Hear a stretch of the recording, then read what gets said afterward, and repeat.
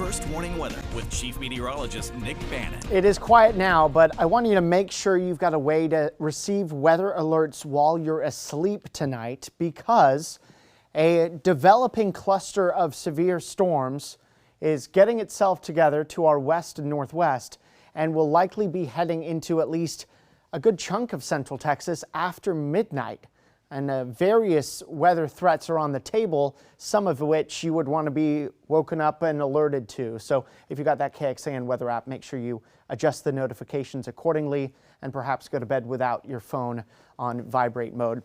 In between the arrival time of the storms and now, we've got the tiniest little chance for a stray shower into the mid to late evening, but it looks like the activity starts getting going closer to midnight and later. Starting in the northwestern hill country where the storms should be at their strongest. They may weaken somewhat as they drop southeast, but still likely strong or severe in the hill country here at 1, 2 in the morning.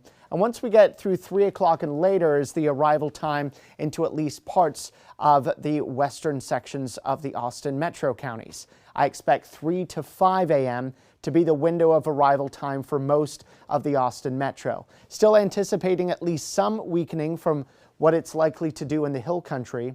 But as long as these storms hold together, they may still pack a punch up and down I-35. They should weaken even farther as they get into our eastern counties. Then by the time you wake up, if the storms don't wake you up, we'll just have a few leftover showers or an isolated storm between about 7 and 9 tomorrow morning before we dry out for the rest of the day. Thinking right now, 60% of central Texas gets rain tonight, especially in the hill country, but near and west of 35, still your chances are decent. Your rain chances drop off east of 35.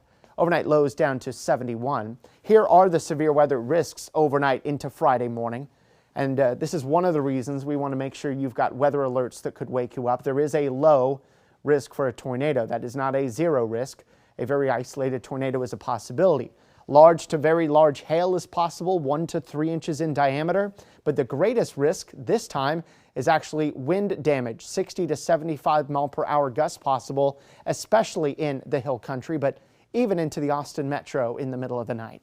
How much rain are we thinking? Well, there'll be some locally lower totals and higher totals. Most of the hill country should get 1 to 2 inches overnight.